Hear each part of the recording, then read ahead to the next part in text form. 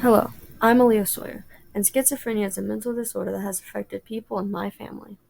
What is schizophrenia? Well, it's a mental disorder that distorts a person's view of reality. This is typically done through both delusions and hallucinations. Hallucinations are when a person has visions and sees things that are not really there. Oftentimes, these are scary visions. Hallucinations can also cause people to taste, hear, and smell things that are not there. Delusions, on the other hand, are when a person has believed something even though there's a lot of evidence to the contrary. Oftentimes, these delusions are people thinking that people are watching or stalking them, when no one is. Delusions and hallucinations can cause people with schizophrenia to be unpredictable and have unusual behavior. Though there is a stigma around schizophrenia, the majority of people with this disorder are no more dangerous than any other person. Although TV shows and movies often show people with schizophrenia as violent, it is a myth that schizophrenia always makes a person violent or dangerous. In reality, the majority of people who suffer from schizophrenia are no more violent than anyone else. My mom's uncle Tommy was diagnosed with schizophrenia when he was in his early 20s. His schizophrenia was drug-induced. This does not mean that the drugs caused his schizophrenia. It just means that it causes symptoms to appear. Many people, such as my great-uncle, can have schizophrenia with no symptoms because nothing has happened to release them. This is the case for all people with drug-induced schizophrenia. For my uncle, it was a mix of alcohol and chemicals that caused his symptoms to reveal themselves. While working in the fields of a farm, a plane dropping chemicals for the soil flew over him, covering him in the poisonous chemicals.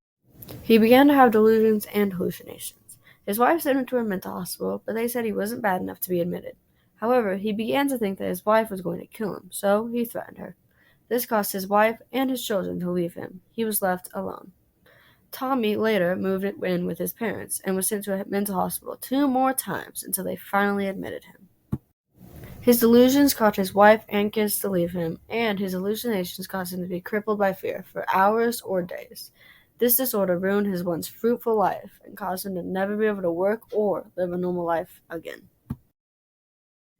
There are many things we can do to help people who suffer from schizophrenia. One of the most important ones is to educate people on what schizophrenia is and what it does to people who suffer from it. This will help get rid of any myths and stigmas that surround schizophrenia. Learning about schizophrenia can help people be less confused and shocked by their behavior. Another thing we can do to help people who suffer from schizophrenia is to socialize with them. Being social can help calm the symptoms of schizophrenia, but it can be difficult to socialize because so many people are scared or confused by them. It is also important that you listen and validate how they are feeling, even though what they are scared of may not be real. Treat them like real people, not animals. If you were scared or worried about something, you'd want your friends and family to support you and help you get through it. People with schizophrenia lack the ability to connect with their feelings, so their speech may come across as flat and unusual. It is important to give them time to speak without interrupting. Though it may be difficult, putting in the effort helps make them feel heard and supported. Schizophrenia can be a scary mental disorder, but the more you know about it, the more you can help the people who suffer from it. Thank you.